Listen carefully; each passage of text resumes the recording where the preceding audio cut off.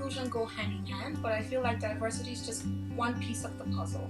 Inclusion is taking it a step further to ensure that people have a seat at the table. For example, I see diversity as inviting friends to a party, but inclusion is inviting them to the dance floor. So that way you're making sure that everyone has access to everything equally. When I think about the terms diversity and inclusion, the first thing that comes to my mind is respect, tolerance, and appreciation in a workplace. I believe diversity and inclusion at workplace is more than policies, programs, or headcounts. A diverse and inclusive workplace is one that makes everyone, regardless of who they are, what they do for the business, feel equally involved in and supported in all areas of the workplace. It is all about respecting and appreciating every human being. But how can we actually support and sum up to our workplaces and to our communities through diversity? Key is very simple. Embrace who you are. Everything starts from within. When we accept ourselves, it is easier for us to accept others and see the magic in them. Being open to diversity is allowing your world to expand. That people come to the office with their wholesome selves, and then diversity ensures change, but inclusion sustains it. The genuine interest in me, not who am I, where I'm from, or what my religion is, but rather what I can offer and how can I add value to the organization. By being inclusive and valuing everyone, employees are more likely to be happy with their work. And as you know, happiness is contagious, and people around a happy person more likely to be happy as well. And remember that when you respect others, you are honoring yourself.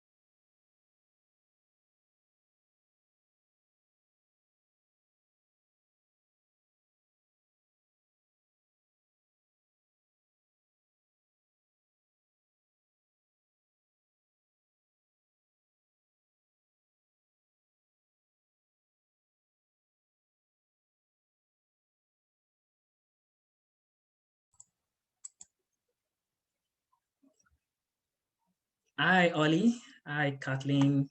Hi, Carl. Hi, Afshan. Hi, Ariana.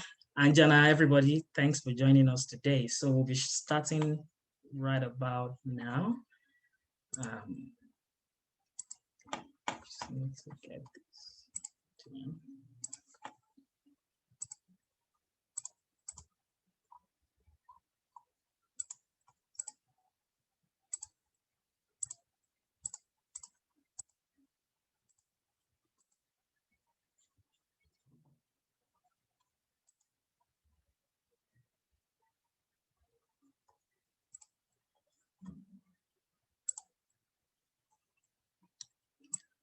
Okay, hello everyone. Thank you for joining us today. My name is Kenny Okunwola, and I am the president of the ITL Network. Before we get started, I would like to give a brief background to who we are, what we do, and why we are here. Sorry, distraction. Why we are here. So we are registered not-for-profit and we seek to promote and foster diversity and inclusion in the Canadian legal market. Our mission is to assist internationally trained lawyers and internationally trained legal graduates, law graduates rather, throughout the licensing process by promoting a strong network for diversity and growth. We provide these ITLs with opportunities to network, to develop and socialize, and also advocate for them with relevant law societies and stakeholders. Our vision is geared towards changing the narrative and perception of internationally trained lawyers within the Canadian legal landscape. The subject of diversity and inclusion is now as important as ever, especially to the internationally trained lawyer community. We are hoping to drive these conversations to bring about the needed change in this space and also create an avenue to interact with relevant stakeholders on how we can bring about this change in the Canadian legal community. We have a fantastic lineup of speakers today who will be introduced very soon, who are set to engage us on the subject of diversity and inclusion, amongst other things. We're looking forward to a productive and impactful session that will further the cause of fostering a more diverse and inclusive legal profession in Canada. On this note, I would like to hand over to our Director of Events, Anjana, to kickstart proceedings. Thank you. Thank you, Kenny. Thanks for that introduction. Welcome, everybody. I'm the Director of Events at ITL Network, and as part of the panel discussion, I'd like to introduce Ariana, our very own Ariana, who's our Director of Mentorship at ITL, and she would be moderating the panel discussion today. So Ariana comes with 20 years of legal professional experience. She's a dual qualified lawyer, qualified in Europe and in Canada. She works with GFS Law right now, which is based in Calgary. Her areas of practice includes international business law, construction law, corporate commercial law, and estate planning. Apart from being a dual qualified lawyer, she's also worked as a visiting foreign lawyer in Asia, specifically in India. So she has a wide variety of cross-cultural experience, which makes it an interesting mix for today's discussion. With that, I would like for all the panelists to introduce themselves. Can we start with Afshan? Good afternoon. I'll start with the usual awkwardness. I hope everyone can hear me. Yes. Okay, looks like that's good. I don't think I'm a cat, so that's good too. First of all, thank you to ITL for extending the invitation. My name is Afshan Naveed. I'm a partner at Dentons Canada LLP. I'm internationally trained. I went to the University of Edinburgh. I grew up in Calgary, but I went to the University of Edinburgh for law school, trained there and practiced for a year before moving home because my mom lives in Calgary and I love her and she wanted me to move back home. So here I am. And I've been with Dentons ever since I did my articling. So I did the NCAs and then I articled with Dentons, or Fraser Milner at the time, who became Dentons.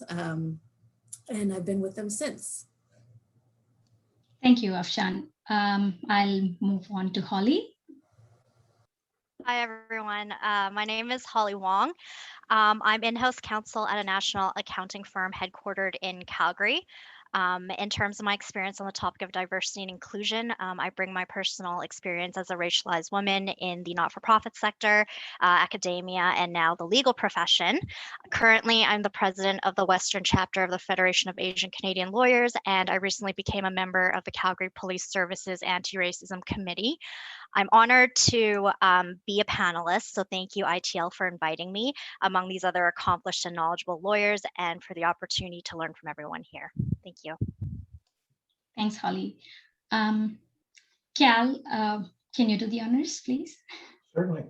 I'm Cal Johnson. I'm of counsel with the Burnett, Duckworth and Palmer in Calgary, a sort of large regional Western Canadian firm, and have been with them since I articled and practiced there for now over 45 years. I've also been a bencher of the Law Society since 2013 and currently serve as vice chair of the Equity, Diversity, and Inclusion Committee with the Law Society, and also a member of our own firm's Equity, Diversity, and Inclusion Committee. Thank you, Kyle. Let's move on to Kathleen. Hi, Kathleen.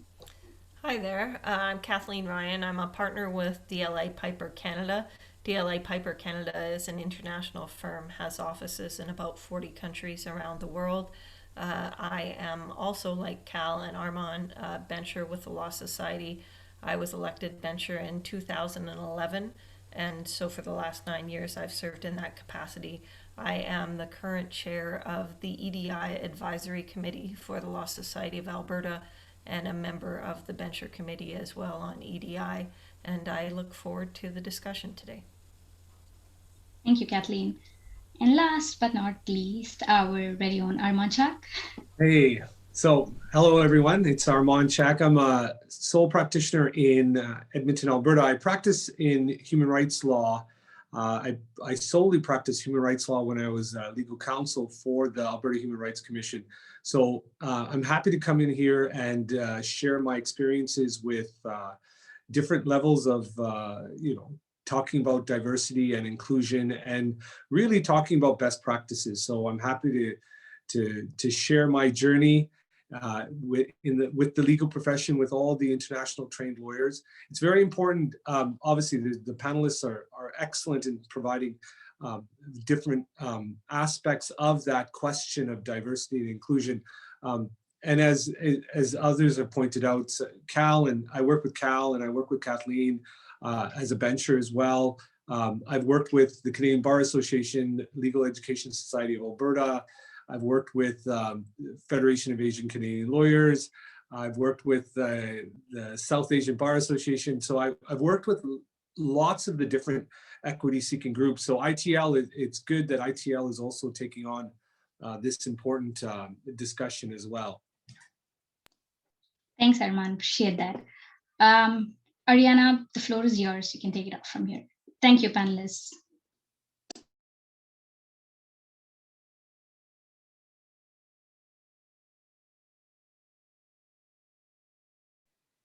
Can everybody hear me? Hello? Yeah, we can hear you, Ariana. Okay, good morning. Good morning, everybody. So first of all, I would like to thank you all for attending so numerous to this webinar today. And again, thank you to ITL, International Trained Lawyers Network, to Kenny, our president, to Cynthia, our vice president, to Anjana for all the help in setting up and organizing this event, and to all the other directors of ITL that are here with us today. Of course, a huge thank you to our panelists as well. As Anjana already said, we have an impressive rows of panelists today.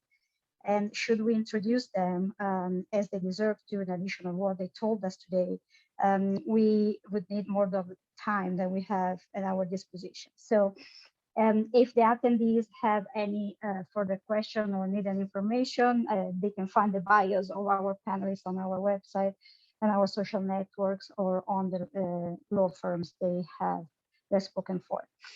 So we are here today to speak about diversity and inclusion. It's a very huge, actual, important and relevant topic, and I'm honored to be moderating today. We are sticking to this argument in the context of the legal scenario only, as Ken said already, with a particular focus on international trained lawyers.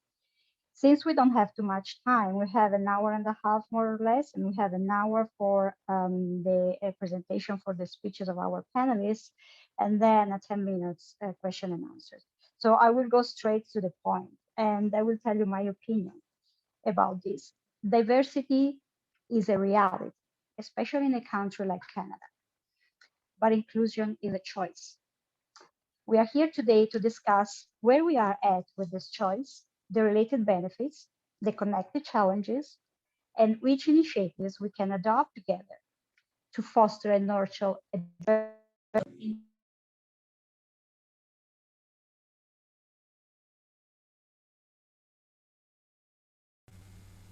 I lost you there.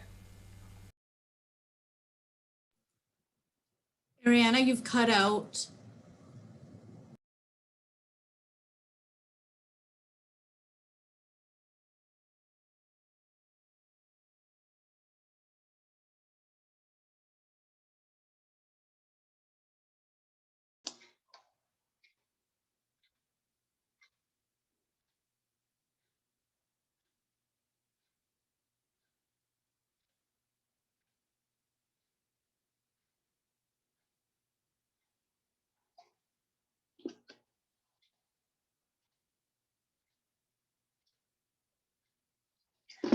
I can hear you. Hello? I think we're having some, yes, we can hear you, Ariana. Please go ahead. Thank you. So as I was saying, we're here to foster also transparent and honest dialogue about strengths and our opportunities. Sorry about this. So to me, choice, we said diversity is reality, inclusion is a choice. To me, choice is a choice of, choice of inclusion means equality of learning opportunities. It means equality of education, equality of positioning and representation, and equality of pay, all within the acknowledgement and acceptance of diversity. So now I will leave the word to my panelists, and we will talk about diversity and inclusion and several topics around this argument. I would please ask you to limit. I know this is awful, and I'm not a good one. I tend to, go ahead for more time than I have, but I please ask you to limit your intervention to 12 minutes, so we have time for everybody, and then we have time for the question. I would start our conversation today with Afshan, who is taking on a pretty delicate argument because she's talking about diversity and tokenism. Afshan, the word is to you. Thank you, Ariana. I'm going to start, I think, with a little bit of background and on why I wanted to speak on this topic. I'm by no means a subject matter expert in the area of diversity and inclusion. In fact, this might come as a surprise, but I've avoided the topic like the plague for most of my life. I grew up in Calgary in the 80s. My parents immigrated, I was 2. And Calgary looked very different then.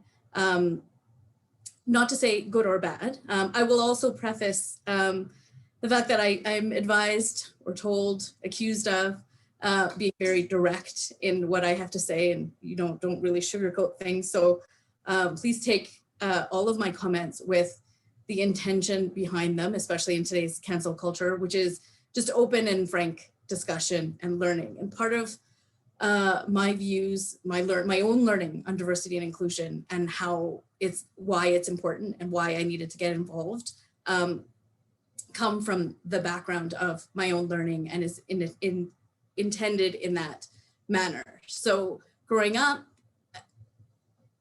Calgary was very, quotes, white, especially in the neighborhood I grew up and in the schools I went to.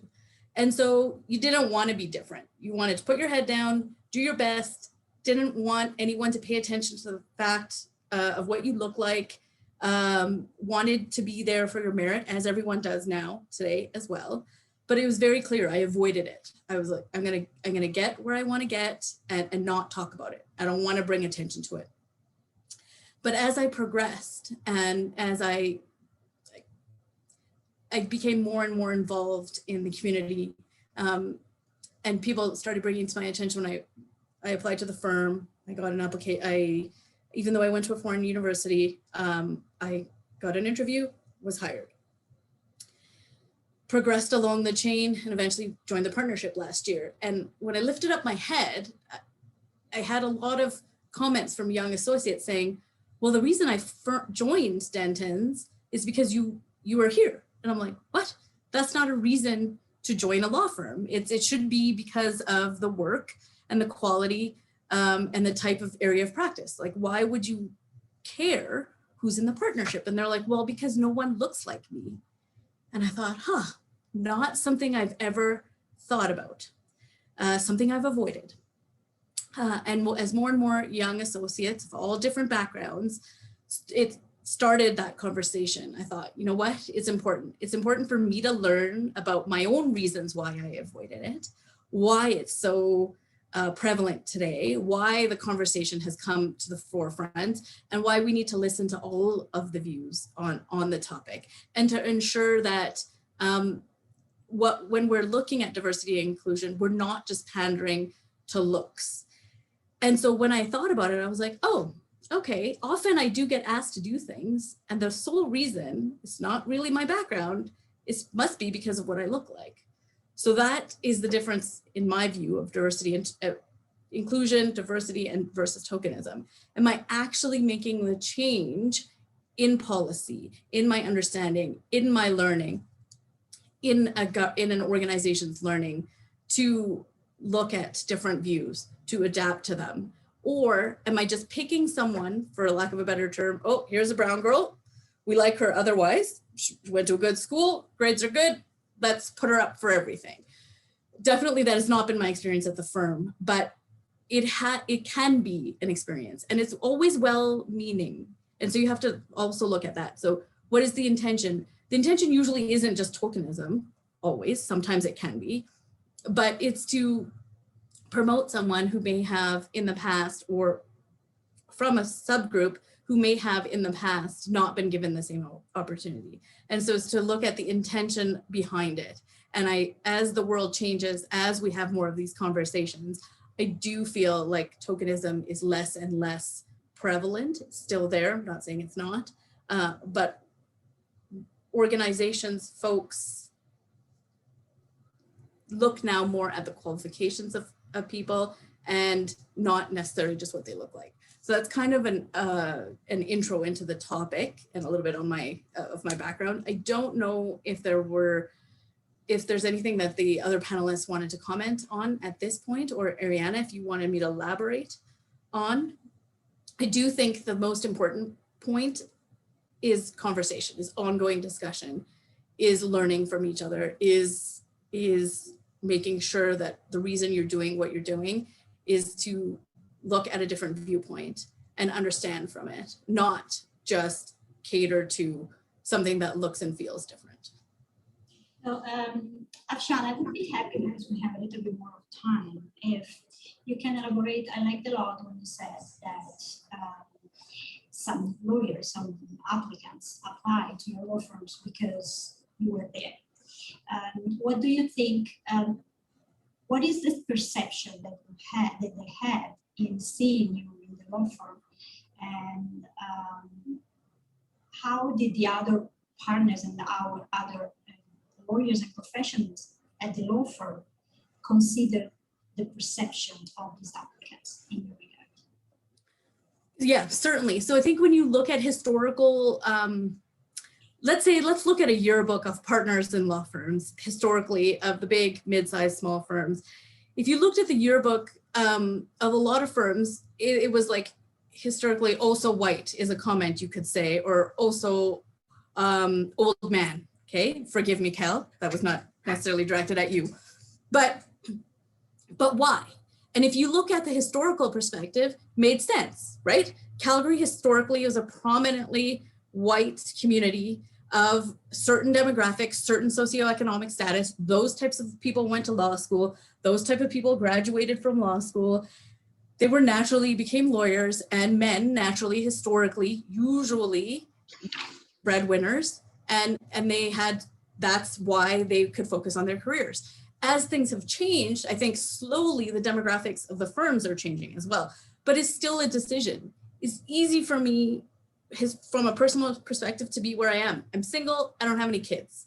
I can put in the crazy amount of hours. So am I necessarily the best example? Am I any different than Cal?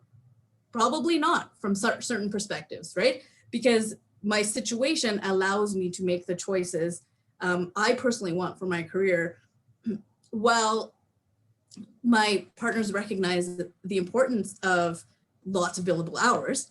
That's the whole point of being a lawyer, making money, and everyone's in the business of making money. We're also realizing, well, not everyone works the same way. Not all of our clients want that. And so as the conversation has started and the firm has opened it up. So we have a series called, I always forget what it's called, Discussion to Disrupt. And it's conversations with different folks, and Holly was actually recently part of that as well. Conversations with different partners, realizing like we have all different ways of giving back. It's not the 9 to 5 or 9 to 12 billable hours sitting at my desk, not talking to anyone.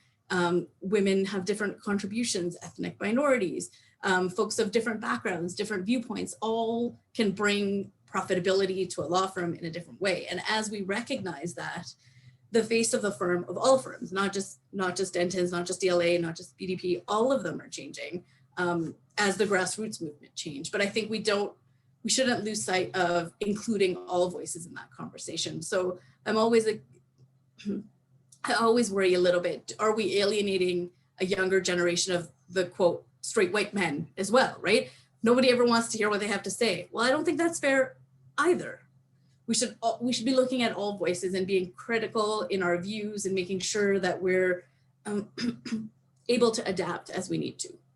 These are all my own views and not necessarily those of Dentons Canada LLP, right? I hope that addresses your question, Ariana. That's absolutely, thank you. Can you hear me any better? Yes, a little bit, yes. Okay, I'll scream and see if it works. Okay, so we can move on with Kathleen. And Kathleen will talk today to us about the benefits of having a diverse and inclusive workplace. Kathleen, thank you. Thanks so much, Ariana, and I thank the ITL network as well, and Jenna and Kenny. Thank you so much for this opportunity. I'd like to start, I'm sort of a data geek, so I'd like to start with some of those numbers and background information. I think in some ways it's unfortunate that in 2021 we're still needing to talk about the benefits of a diverse workplace, but the data is definitely out there. The fact that you're at this panel and on this panel or discussing or in our audience tells me that you probably already know this and don't need to hear it, but for those that are here from an organizational capacity perspective, I think it's important to hear still and important to repeat over and over. There's been countless studies on the benefits of a diverse and inclusive team in terms of decision-making and business success. There was a Boston Consulting study that studied 1,700 businesses, and they found that those with a diverse management had 19% higher revenue from their innovation. Teams that are diverse are better problem solvers. They make more informed decisions, and they have improved results as a result. No question on the business side, quite aside from the fact that it is the right thing to do, those businesses that engage in this are more profitable. There's a McKinsey study that states that those companies that are more gender diverse have an increase in results at a rate of 21%. In terms of above average profitability. Those with cultural diversity have a 33% increase in performance. This also results in higher engagement. On a practical basis, when employees feel accepted, they are more productive, there's lower turnover, there's less training and recruitment costs. And of course, it is, although this sounds trite, from the legal perspective, it's much better reputationally. PwC did a survey that said that 80% of those who had employment policies on diversity and inclusion would be a factor when other companies were selecting them for business partnerships. So I think as a general rule, we know the case is already made for the benefits of a diverse and inclusive workplace.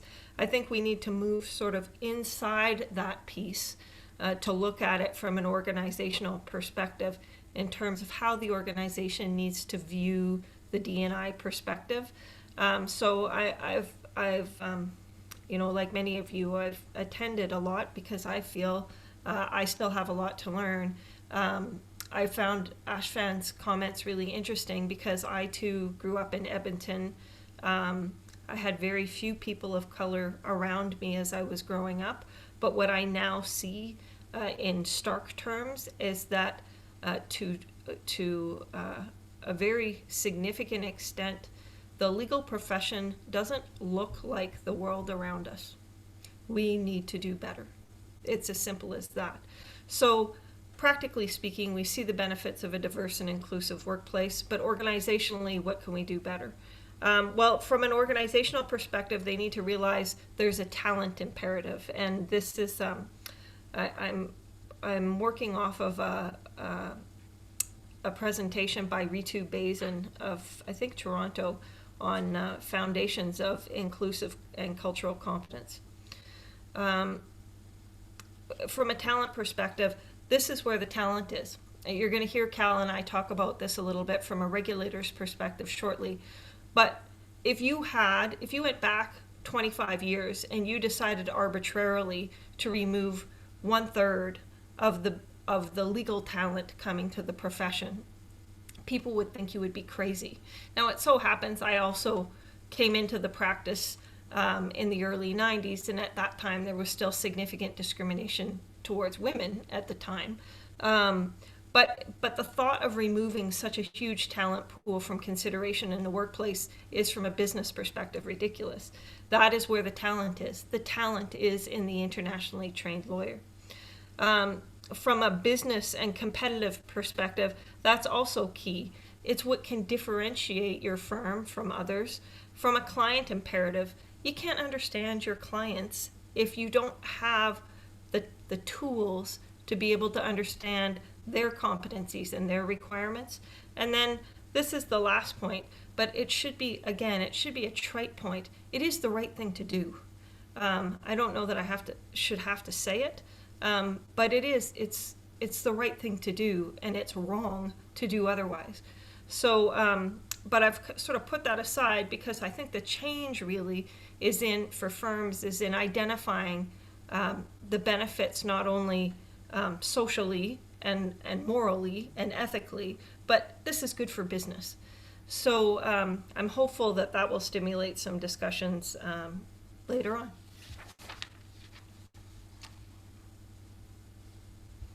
Okay, thank you, Kathleen. Again, how is my voice? Okay, All good. Kathleen, I would like to ask you one quick thing. And by the way, thank you, Kathleen. Thank you, Afshan. I'm not a sugarcoating person either. And I don't think it helps us to reach our goal, which is, as you said, to have an open and transparent dialogue. Because from open and transparent dialogue, we get, precious suggestions and tools to improve the situation, if it's to be improved. Kathleen, you said that 21% average profitability more in organizations where a diverse workplace was offered. Why do you think that this happens? What is your opinion about that? I think that's pretty simple. I'll give you an example. It's maybe easier to cite examples when things go wrong than when things go right. But does anybody remember that Pepsi commercial in 2017 where Kendall Jenner came into a BLM and here was this supermodel walking through the crowd with a Pepsi, and somehow she was supposed to be this iconic leader?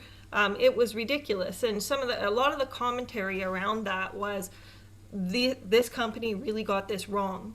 And I saw, there was one tweet in particular that was, you can really tell that there was no one of color making the decision when they decided to put that together.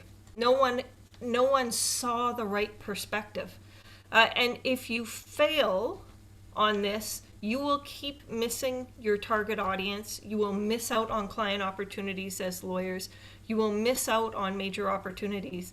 And I think those that have embraced that and those that understand it, and I think the accounting firms are ahead of us, so I'm interested in hearing what Holly has to say. But those who understand it better do better in business. They reach a better client demographic. They are more likely to be chosen by businesses that are like-minded.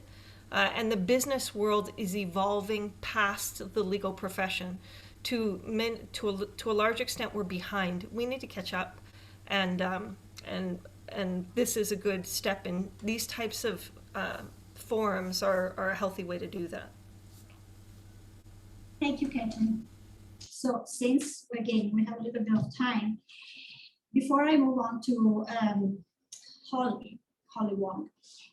I just wanted to offer you an episode that happened to us very recently because Kathleen said the legal profession needs to change because the world is changing. So as lawyers, we have a duty towards our colleagues, towards the public, towards the administration of justice, and towards our clients, of course. So we had a meeting, and we had, I'm not saying where and when, but one of my colleagues is a visible minority, was a visible minority in this meeting. And the client said, oh, hi, nice to meet you. And then we started the meeting, and the client said, oh, where are you from? And the colleague replied, and the client said, oh, so where did you learn English? I mean, this person is English first language, right? So the world is changing, the legal profession is to change, and we always need to keep an eye on all the stakeholders, which sometimes can be clients, and we need to be educated as well. And this introduces us the topic of strategies, which is now for Holly to talk about. So Holly will talk to us about the positive impact of this diversity strategy in a corporate culture and business success cases. So the word is to Holly now. Thank you. Thank you, Ariana. Before I start and jump into what I have to say, I do want to make 2 points. First of all, like Afshan, I'm not a subject matter expert in the area, but what I'm about to share is based on my experience and my learnings from self-study and reading and talking to people who are subject matter experts. And I want to address Kathleen's comment about accounting firms making some headway in this area. I haven't been at the other firms, but I am with MNP LLP. And I can certainly say that MNP has put a lot of effort, in this space, and it's one of the reasons that we've been awarded the Best Employer Award for, I believe it's 12 years in a row now. And I can certainly say that MNP is very diverse, and they do a lot to actually put that narrative into practice. So that's what I can share about MNP. So as Ariana said, the question that I will be answering is the positive impact diversity strategy can have on corporate culture and business success, which Kathleen has touched on as well as cultural competence. So I do want to talk about the impact on business success firstly, but only briefly. So in terms of the business case, research in the past 20 years have consistently found that increased diversity and inclusion in an organization can lead to business success that goes beyond optics. This finding holds true across different industries, organizations of different sizes, as well as in different countries and continents. And that's because a more diverse and inclusive workforce can lead to cost savings, more innovation, better and quicker problem solving, less antisocial corporate behavior, improved resource acquisition, and greater marketing ability. I think it's safe to say that the business case is abundantly clear and has been made for some time now. So I don't want to repeat what many of us know or can read about online. As Kathleen said, I believe the firm that you had mentioned was PwC, but I know that Deloitte and E&Y has also done some great research in the area, and you can find their published results on their website. So what I do want to focus on is why there remains a polarization despite this abundance of data telling us a diversity inclusion strategy is integral to business success. And that's because I think there's actually a disconnect between what a diversity strategy means, the role of cultural competency, and corporate culture. So when organizations say they have a diversity strategy, that usually means hiring people of diverse backgrounds, whether it's religion, ethnicity, disabilities, etc., to create a diverse workforce. But it doesn't go much further than that. It doesn't touch on the inclusion part of diversity and inclusion. It's just assumed that if I have a diverse workforce, I'll get those positive business outcomes. So all that is to say that I think a diversity strategy needs to actually get to the organization's systems and structures, which together make up that organization's corporate culture or culture in general. So I would say, think of it like a triangle. At the top, you have, the folks at the top saying, I want a diverse workforce. So they do something relatively superficial, say hiring a diverse workforce, but it doesn't go any further than that. They don't change the environment and the award structure to actually support that narrative and sustain the narrative. And without changing the environment, the diverse workforce that you hire and bring into your organization is soon going to realize that, or they're going to feel that they're marginalized, and they will either be unhappy and leave, or they will stay and be dissatisfied, neither of which will actually give you the positive business outcomes that you're hoping to achieve. And I think the simplest way to explain that is when all of us make New Year's resolutions, right? I could say, you know what, 2021, I'm going to eat healthier. But if I don't change my environment and my habits, like, if I continue to go to Safeway and buy chips and chocolate bars and surround myself with those snacks when I'm watching Netflix, I'm not going to be very successful in making that change, right? And supporting that narrative, that goal of mine of being healthier in 2021. Now, with that said, because I'm not a subject matter expert, I don't know what an ideal or a workable strategy looks like on paper. And it's also in part because from what I understand, what works depends on the industry you're in, what your organization looks like, the efforts that have been taken. So I don't think there's a one-stop approach for a workable diversity and inclusion strategy. But what I can say is that I do think cultural competency plays a role. So the research shows us that in previous years, organizations will provide formal educational diversity inclusion training, but there's been a shift in that among the subject matter experts in this area, because it's actually been shown that such formal training in and of itself doesn't actually make a difference. That's because data on its own doesn't change behavior. People make decisions based on emotions and motivations. Data is then leveraged to help inform that decision making and those changes. So to me, cultural competency means changing the mentality and acknowledging what is unseen or what is taken for granted. It's about recognizing that cognitive biases exist, that it's integrated into our broader culture and systems and structures, and accepting that that diversity inclusion means that we have to go to the root of our behavior and the unspoken norms that govern our behavior.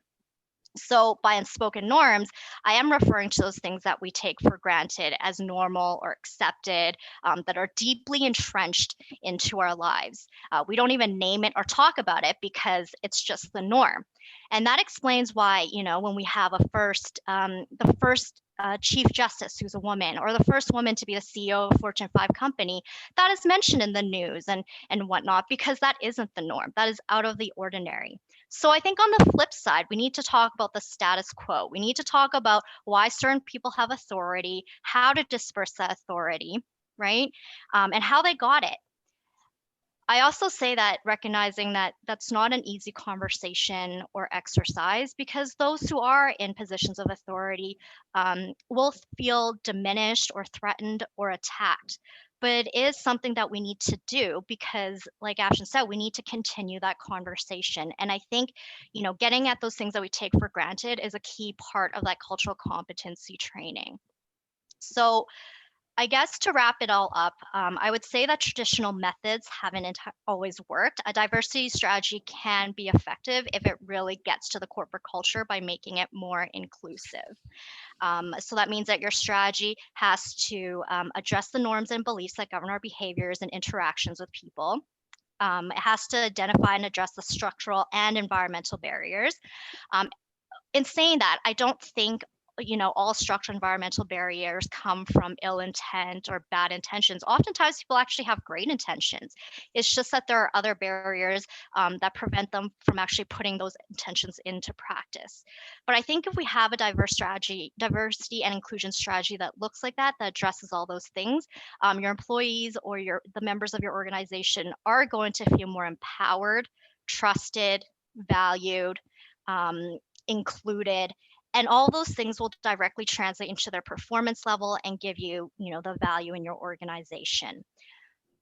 So I guess the takeaway from me is that an inclusive corporate culture is no longer a nice to have, but crucial for your competitive advantage. Thank you, Holly. Very clear. I really appreciate it. You were saying you're not a subject expert, But at the end of the day, I don't think anybody is subject expert on this. It's really offering our personal experience and our professional experience and trying to see how this can help what is going on. As my mom used to say, when you raise kids, you can teach them the good manners, but at the end of the day, what they will look at is your behavior. So the model is what really matters. And what we do is really important. For example, the law firm I work with financial law, we don't have a policy. We don't have we don't have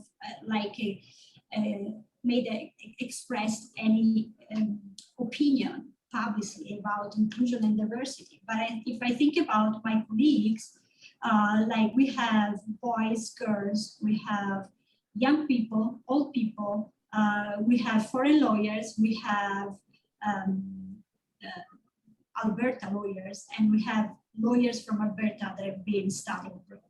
So I think all of us can really contribute with our day-to-day experience in trying to offer solutions.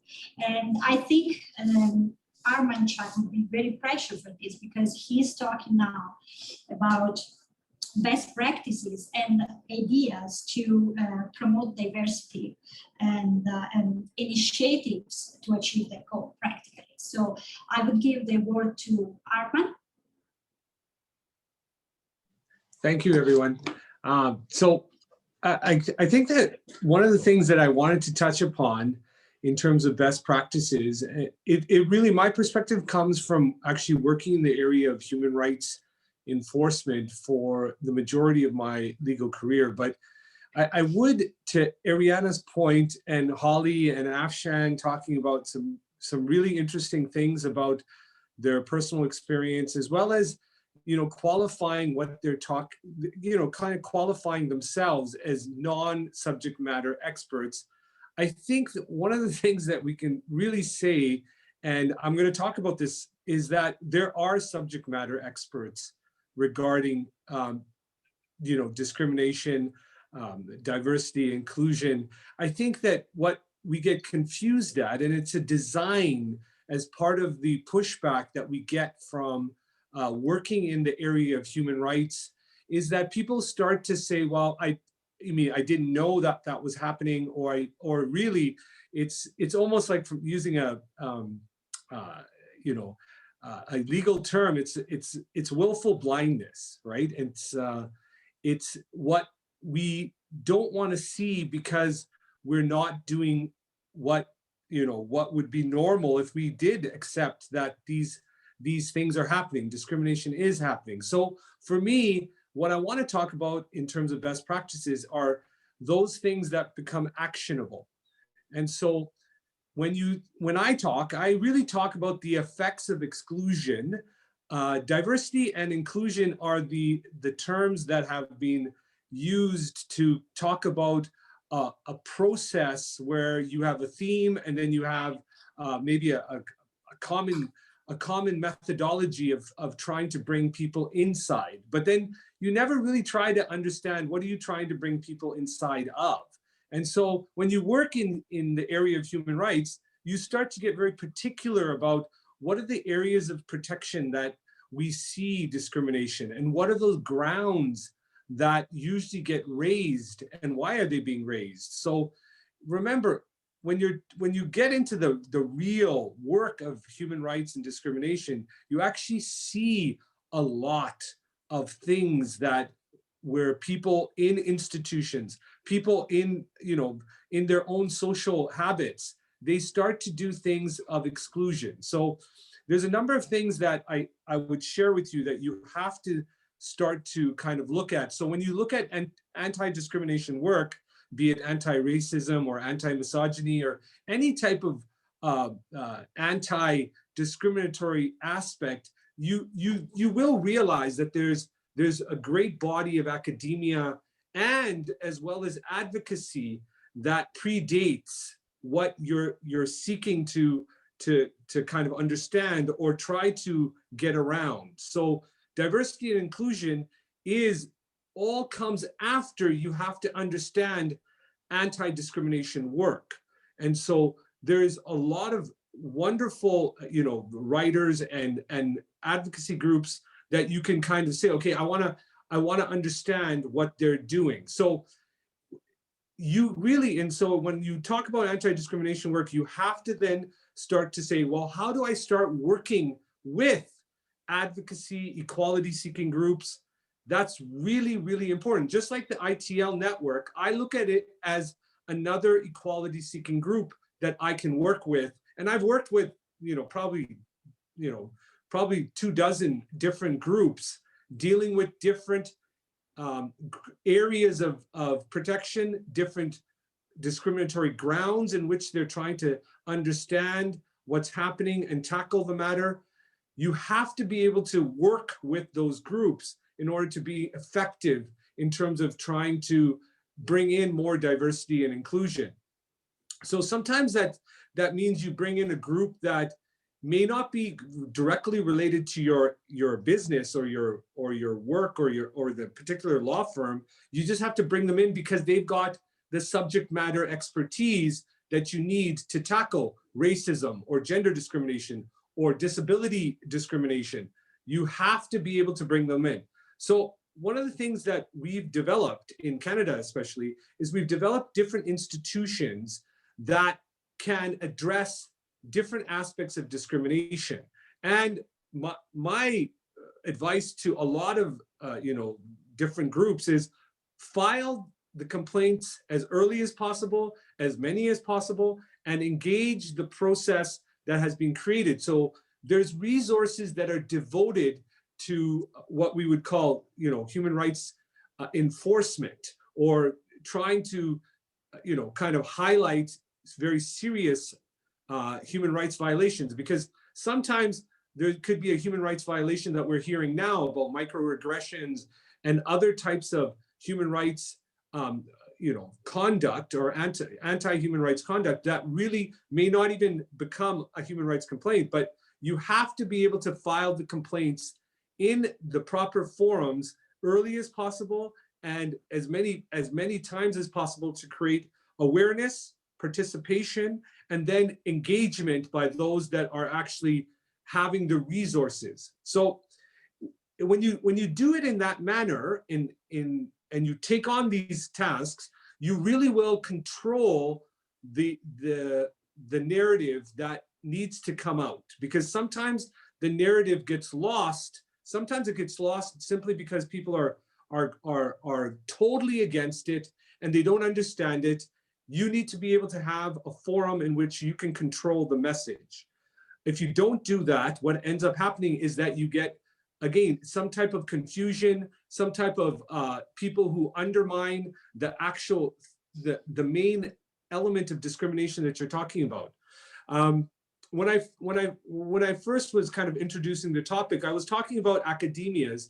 When you go through academic knowledge, you will find and you will learn the history behind the structural inequities that occur. For someone, like when you think of the ITL network, there are structural inequities that will cause your members to have less opportunity. They'll have less ability to even feel that there's a chance that they can be included. So there's so much that we can learn from the history of, like, for example, you take in racism in Canada. You can learn from how racism was implemented, how it was structurally implemented, how then, for example, you can talk about the Chinese head tax. You can talk about the way in which Indigenous people were residential schools. You can learn that and understand how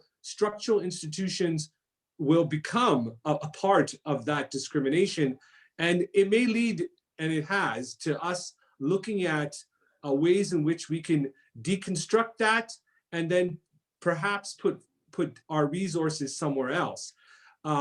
One of the things, I don't want to be all negative, but if you look at, for example, and I think earlier some of the panelists have talked about this, like, for example, if you look at the institution of medicine, you look at, like, for example, dentistry, you look at even business, for example, all of them, and I think Kathleen has said it correctly, other institutions, other larger groups have been better at creating diversity and inclusion. And we need to learn from how they've achieved that, and then try and adopt those practices in the way that we need to act. And I mean, I can tell you that there is a lot to be said about making sure opportunity is there, making sure that institutions always are cognizant of, and I think Holly's point about strategy, it's very important.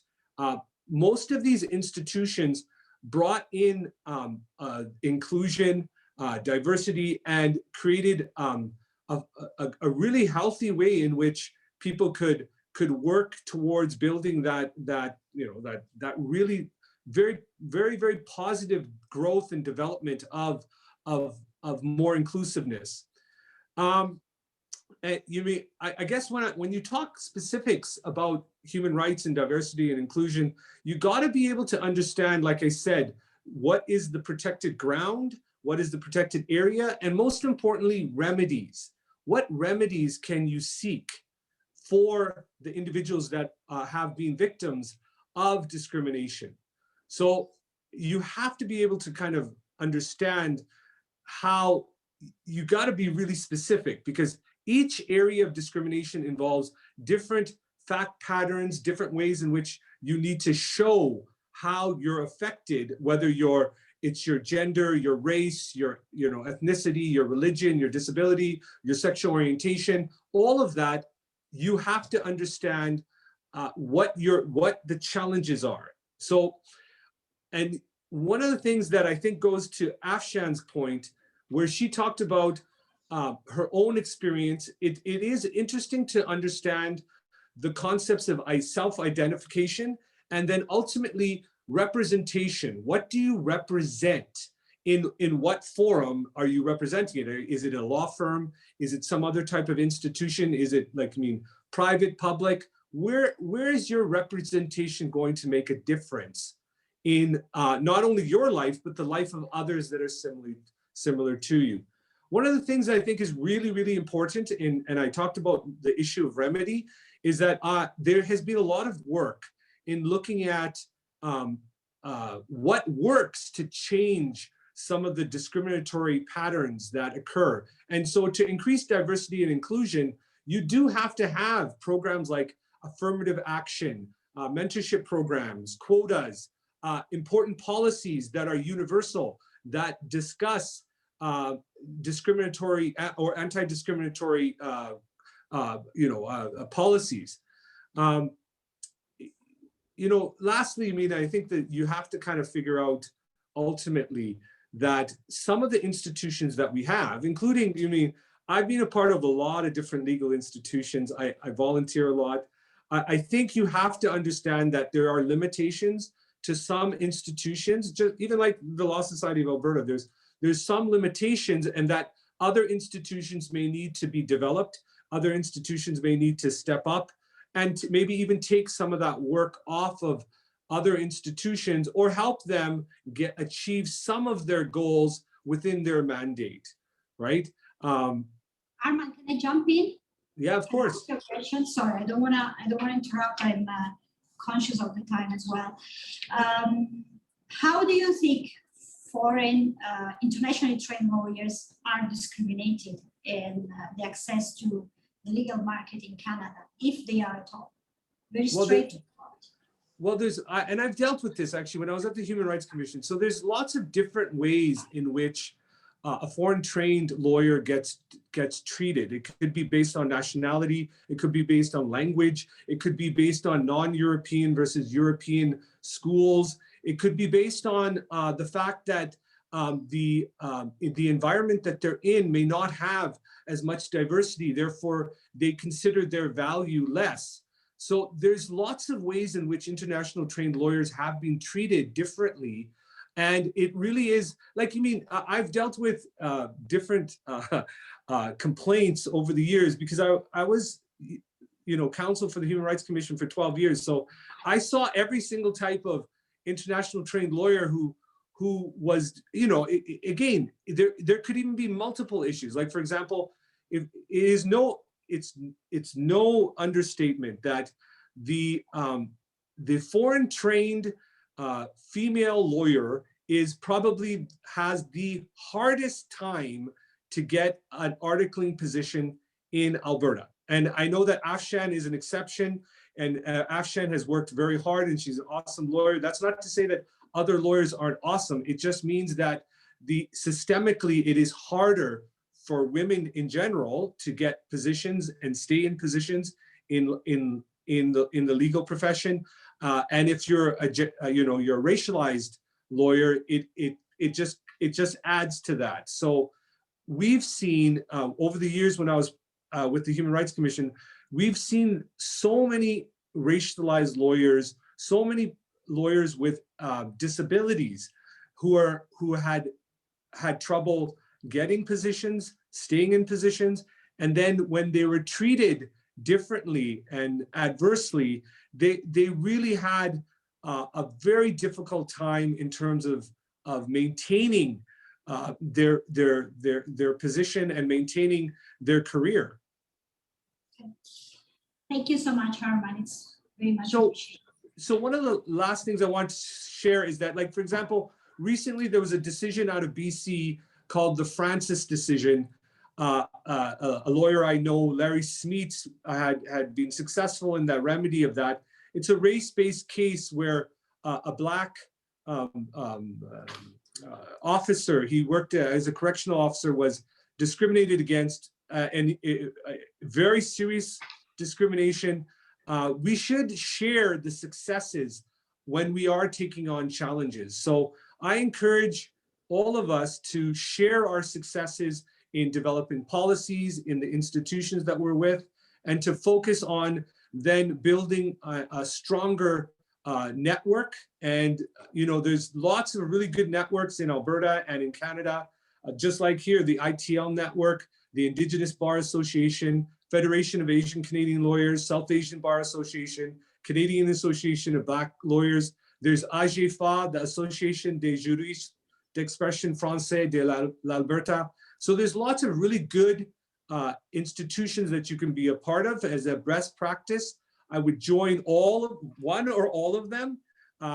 Know that human rights institutions have been changing for some time, so their effectiveness may be is changed, maybe even limited in certain respects. And when you're taking on the challenge of diversity and inclusion, just really don't lose hope against what I would say the tidal wave of hate that becomes part of the narrative. So thanks. Thank you so much for your words. They've been very clear. It's good to look at scenario A and scenario B. It's fundamental. Now it's Cal's turn. Cal Johnson will talk to us about inclusion and diversity in regulators' perspective. I have a question already for Cal, which could be an introduction for him. But I really want to talk about I leave the word to you, Cal, to talk about whatever you want. But my curiosity that was my biggest frustration probably when I went through the process was the NCA process. The fact that foreign lawyers are assessed based on transcript only. I get the point, because it's very difficult to certify foreign credentials. It is very difficult. And there are people that may be not so, transparent with this. But assessing foreign lawyers only based on the transcript, without taking care of their experience, I think this is an area for improvement. And now, based on this and whatever Cal wants to talk about, I leave the word to Cal. Thank you so much.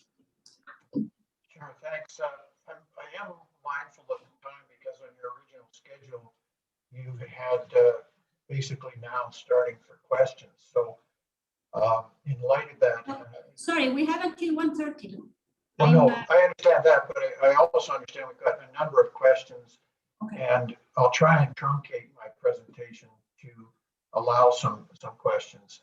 Partly to address your question, for the past several years, the Law Society has been working with internationally trained lawyers, and I want to focus what I have to say today principally on internationally trained lawyers, because that's who's sponsoring us, and that's where I think probably most of the interest lies. But the whole licensing process has been problematic, and that's where we've been focusing our efforts, because we recognize that the number of internationally trained lawyers coming to Alberta has grown significantly, to the point where now nearly 1/3 of the articling students in Alberta every year obtain their law degrees outside Canada. So we view it as we have three principal sources of articling students: U of A Law School, U of C Law School, and internationally trained lawyers. So that's a big part of the pool. And as others have said, you can't ignore that. So we initially tried to look at what these challenges are, what the barriers are, and you highlighted one, which is really the perceived lack of transparency with accreditation and application processes, the MCA process. But there's lots of others, and that this is maybe addressing the question that you put to Arman. There's challenges in obtaining articling positions due to the timing of the recruitment cycles. The process, as it's set up in Alberta and elsewhere, marginalizes ITL students because they can't get into the process in the same way that students from law schools within Canada are able to do so. There's lack of access to career services at the Canadian universities. An interesting one that's come up recently, as recently as this week. Kathleen and I are both part of the EDI committee, and Kathleen chairs of the advisory committee. We were sitting in on a meeting, and what kind of startled us was comments about the lack of familiarity with Canadian legal culture. We at times focus, and I'll make some comments later about focusing on cultural competency training for like Canadian-born lawyers. But what we have to recognize is internationally trained lawyers face similar challenges in coming into the market here, and who's providing them with any kind of training or making them familiar with what the Canadian legal culture is. The adversarial process in other cultures is much different than what we might experience here. They have an absence of established network of contacts. There's less than, and others have talked about, less than ideal articling situations, and a lack of access to quality mentorship after the bar admission. So those are some of the sort of problems that we've identified. But a lot of the impetus for what we've done at the Law Society came out of the articling survey that we did quite recently. And just to highlight a couple big picture issues, 32% of those who responded said they experienced discrimination and harassment during their recruitment or articles. 47% of the new lawyers felt not well prepared for entry-level practice. 51% lacked confidence and felt only somewhat prepared. And the quality of mentorship, the students felt receiving feedback on work performance, skills, and development areas was missing, and principals and mentors lacked the time, resources, and training. So there's a big problem in that area, and that's something that the Law Society has to address. So how do you deal with this? Well, briefly, in Alberta, as I say, we have these Equity, Diversity, Inclusion Committee and the Advisory Committee. But just to give you some example of recent things, we started a My Experience project where lawyers could post with us their stories and their experiences with harassment, discrimination, and bullying in the legal profession. We learned a ton from that. It's given us perspectives that we wouldn't possibly have had, but it's interesting how predominant the experience of ITL lawyers is in that in those submissions that we've received. We've recently put out a safe reporting protocol for lawyers to find a way to get before the Law Society in a process that's comfortable for them, their experiences, and how we can deal with them. We published a respectful workplace policy guide that's designed to deal, and I think this might go in part to one of the questions that's been asked, provide for not the big firms, but the smaller firms, give them some tools to work with in saying, well, how should you construct your workplace? We're about to publish an employer's guide that's dealing with the nuts and bolts of implementation. How do you make these things work? And again, that's probably more directed at smaller and medium-sized firms than the large firms. Within the large firms, you have generally the policy set up. You have processes ongoing. Their effectiveness may be subject to question, but it's much more of a challenge at a smaller level firm. And I wanted to just talk about briefly some of the other, and this is a bit of a scattershot approach, some of the other Law Society of Alberta responses that is trying to address this. One of the more effective ones that we've come up with is what they call composite articles. And that's where traditionally you articled with one lawyer, one firm, and that was the end of it. It was clearly a barrier for ITL students. So we now allow articling students to, in effect, put together a series of work assignments as articles, and that way satisfy their articling requirements. So within, I'm sure within Afshan's firm and Kathleen's and mine, we have internationally, and we've had within our firm for at least 3 years, every year we have an international, at least one internationally trained student who comes in and does like sometimes 3, 4, or 5 months of their articles with us, and then they get articles elsewhere. Sometimes we arrange that as well with in-house positions, or sometimes with government positions. And between the various cooperating bodies, you end up satisfying the articling period requirement. And we include them in all our training programs and try and give them that balanced experience. And that's one way that the Law Society has worked to deal with this. We've recently changed our whole articling structure program to what we call a prep program. And what we did to try and facilitate ITL students was to say, you don't have to have obtained articles in order to take this prep program. Now, there's still some financial barriers that have to be addressed, but it's one tool in the toolbox of trying to help out internationally trained lawyers. We started, for those that may be already ready for practice, a part-time membership policy where people can say, I'll pay a reduced Law Society fee and I will work on a certain part-time basis. We're working with the Federation of Law Societies to amend the Code of Conduct to deal with specifically bullying, discrimination, and harassment. Our code is lamentably thin on this. It's the same with the model code that the Federation has, but if you look at the proposals for amendment, they're very detailed and very specific, and we're hoping that that's going to be something that's going to be available hopefully by the end of this year.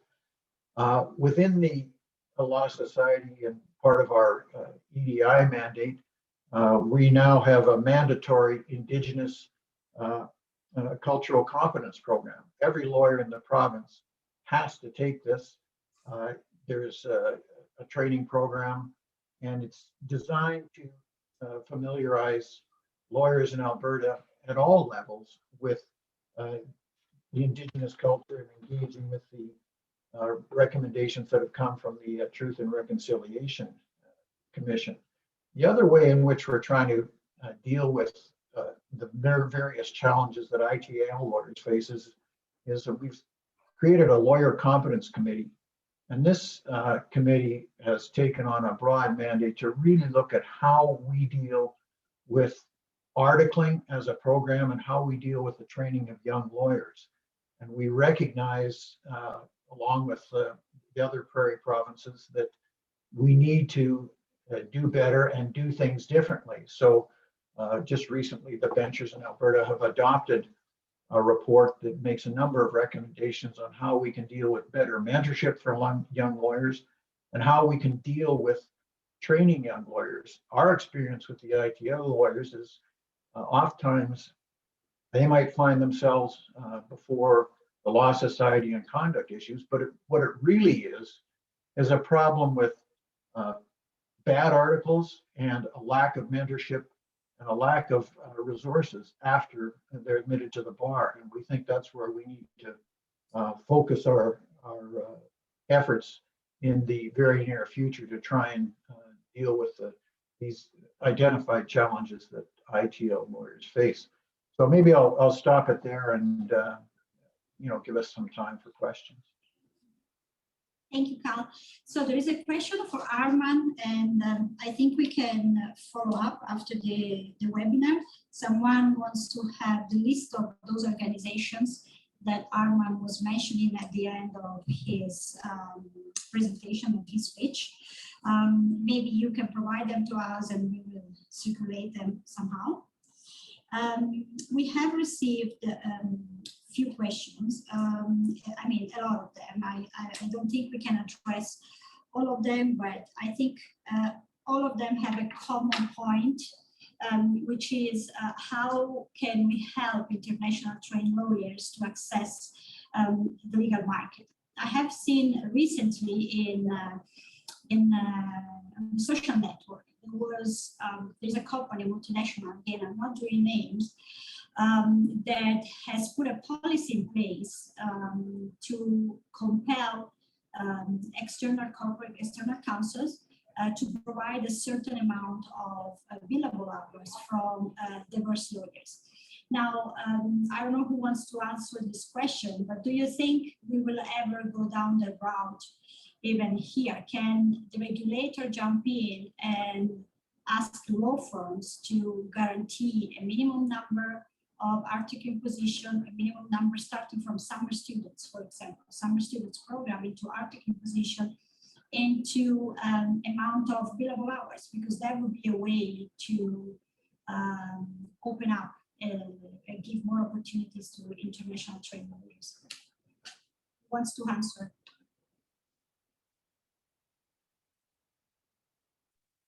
Well, it's Cal, I'll provide a very brief response in the sense that as regulators, our hands, at least in Alberta particularly, are tied by the fact that we have an ability to regulate only lawyers. We can't regulate law firms. We don't have the regulatory tools to be able to go out and say to law firms, you must do this. It simply isn't within at least our toolbox in Alberta. So do I see that realistically happening? Not in the near future. I think where we're trying to do is focus on education and try and give the various firms the tools and the knowledge so they can implement this stuff. The kind of things you're talking about are more likely to be adopted at a firm level, in the sense that those who are on the leading edge of EDI realize that results, if it can't be measured, it won't happen. So those that are actually setting targets and saying, this is what our EDI must achieve, that's where I think some of these things come in, but maybe Kathleen can provide her perspective. Well, I don't have anything else to provide on that, Cal. I'm happy to get to some of these questions that are listed here. There is a question about whether tokenism is positive, and I think Afshan can talk about this. And then there is another question about not discrimination, if there is a difference in the judiciary field for foreign lawyers, for ITLs. that maybe Arman could talk about. So I would leave the word first to Afshan and then to Arman to answer these two questions. Thank you. So I think the question, I don't know if tokenism a positive thing. I don't know if that's, I don't know if I can address that with the consideration it deserves, but I will say this. Okay, so and it answers a number of other questions. So as an internationally trained lawyer, when we look at historically, when we've looked at in the last couple of years, when we started seeing more internationally trained lawyers, the recruitment committee took a positive, sorry, give me one second. Took a positive view on internationally trained lawyers, because we have quite a few of them, including myself. And they didn't always know where to start. So the question came around, how do we decide which ones to interview? So the panel then decided it was going to add myself and 2 other internationally trained lawyers to the recruitment process to look through those applications. And that way you're looking at it from the lens of someone who has that experience. Do they know which schools, the quality of these schools are? Because not all schools are created equally. Can we look at the background of these folks and do they bring in something different? Do they bring in not only their legal skill set, but a different viewpoint, a different skill set that will help the business? And that's our sifting process. So I'm going to, I think I can mention this. We have hired Kenny, who's on the ITL network. I have not told him, I've not told him I'm saying this. So I really hope he's okay with this. I think he will. But during our 1L recruitment or a 2L recruitment process, we got a lot of internationally trained lawyers because the firm has decided to do the 2L recruit. All the big firms do different recruits. And Kenny's, as application came through, I was like assigned to look at it because along with the other internationally trained lawyers, and we gave him the 2L interview. He went through it, no problem. Everybody loved Kenny. If you've met Kenny, he's got a great personality, excellent skill set, great experience, excellent marks. So it was a no-brainer. But when we got down to it, we thought, wait a minute here. He's has work experience. Why are we hiring him? Why are we making him wait an extra year? The committee got their heads together and said, listen, we have made these commitments. We've made these commitments on the Black Lawyer Initiative. We have made these diversity and inclusion commitments. So we're gonna offer him a position at not as a 2L summer next year, but as an articling job, articling. So we increased our articling class for next year, recognizing that this person shouldn't have to wait longer because their skill set is much beyond, that would give them an extra year. So I think it's the recognition, it's the firms actually sitting down, asking the hard questions, saying, okay, look, we've made this commitment. Yes, he's a Black man. That is a fact. You cannot avoid that. So yes, that will add to our commitment on the Black Professional Network and the Black North Initiative, I believe it's called, to increase representation of Black lawyers in the legal profession. But those things don't matter. They're then after the fact, nice to have, because on a baseline, would have hired him anyways. So that's the delicate, difficult conversation that we need to have, is how do we avoid the labeling of someone as just tokenism, or he was only hired to check a box, when that's not really the case. Yes, he does cover those bases, but that had nothing to do with the initial assessments. The lawyers looking through it, great school, great experience, great marks, amazing personality, will be very good with folks. So it was easy. It was no question. I don't know if that answered you. I hope Kenny's okay with me outing him. Can I jump in for a second? I think, I think what Afshan is saying is that hiring on merit is perfectly proper. But I think the question was directed to, is tokenism a good thing? And my answer would be no, tokenism is not a good thing. Tokenism is the practice of hiring someone for appearance sake only, so that we can say we did the right thing without actually meaning to follow through. And that's where we talk about the difference between equity and diversity and the extra step, which is inclusion. It's not enough just to hire someone for the sake of completing a roster. You have to put practice behind your actions. So that would be my answer. And I think the scenario that Afshan just went through is an example of merit-based hiring as opposed to something else. Thank you so much, That Kathleen. should always be the baseline. I want to make that clear. Like, that is always my viewpoint and baseline on everything. Like, it should always be merit. I doesn't matter. Any other thing is an added bonus. So starting on merit, and the more we focus on that, I'm gonna get some criticism for this comment, but I'm gonna make it. When Justin Trudeau appointed his cabinet, and he was asked in the first time around, and he was asked, well, why did you hire these women? Why did you hire these ethnic minority, or why did you appoint them? And he said, because it's 2020. No, wrong answer. They are the right people for the job. That is why they were appointed to the cabinet, the different positions. It was a gender-based cabinet, because it should have been, because they were the right people for the job. And I think once we move the conversation that way, it'll be easier. The diversity and inclusion naturally flows. Not everyone always agrees with me on that point, but I'll leave it at that. Thank you. Arman, we have 2 minutes, and I have another question for Holly from our Q&A. Can we try to squeeze both in, please? Yeah, you mean, I think I answered the question about the international trained lawyers, I think, in my response, but is there anything specific, Eric? In the judiciary, so litigation, is it any different for litigators? Is it any different for litigation? Okay, well, no element of any legal institution is different in terms of systemic issues. So systemic issues are there in every single institution in the legal profession. So, if somebody wants to talk more specifically, I'm happy to expand on that, what we've seen.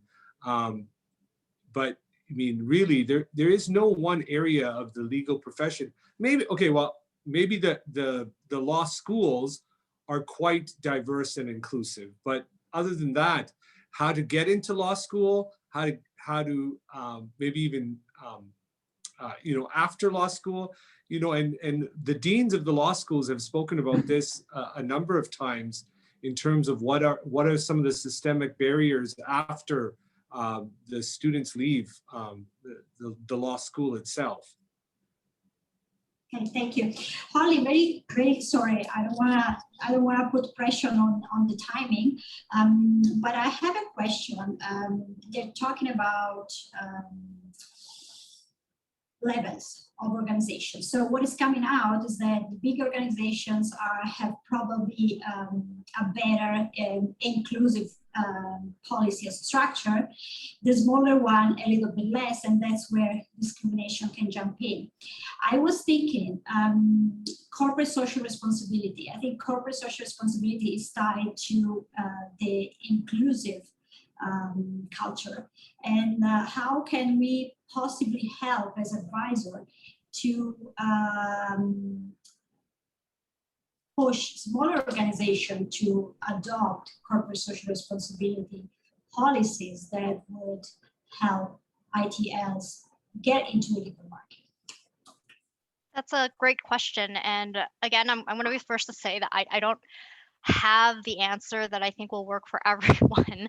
But I do think the first part of that is, I mean, at the end of the day, the people who run these perhaps smaller organizations or businesses do also need to put in the effort to turn their mind to the topic and make an effort themselves to want to make the change. I mean, there's, I could easily say, well, experts can go knocking on their doors and tell them, it's good business sense, it's good, ethically, morally, it's right, et cetera, et cetera.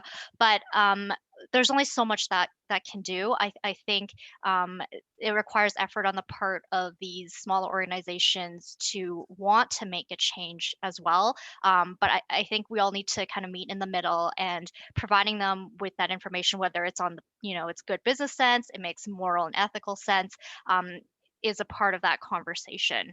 And that's the part that goes to raising awareness. Thank you so much. I think we are almost at the end.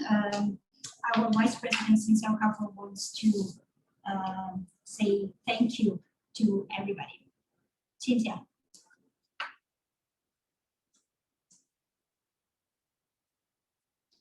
Cynthia here? I'm not sure if Cynthia is here, but I will take the honors of thanking all of you. First and foremost, thank you so much, all the panelists, for taking time out, for sharing all your insights, personal experiences. It's been a wonderful panel discussion, and I hope that's how the participants feel as well. And I'm really thankful that all of you are here and you answered all the questions in the Q&A session as well. Thanks to Ariana specifically for moderating and asking some insightful questions to each of the panelists. We are very glad that we are well within the time. That's again, something to be thankful for. Appreciate each of you, and I hope you all have a good rest of the evening. Thank you, guys. Thanks for making this happen. Thanks for having this. Thanks to the organizers, and thanks to the panelists and the attendees as well. Take care, everybody. Thank you. Bye. Take care. Bye. Bye. Bye.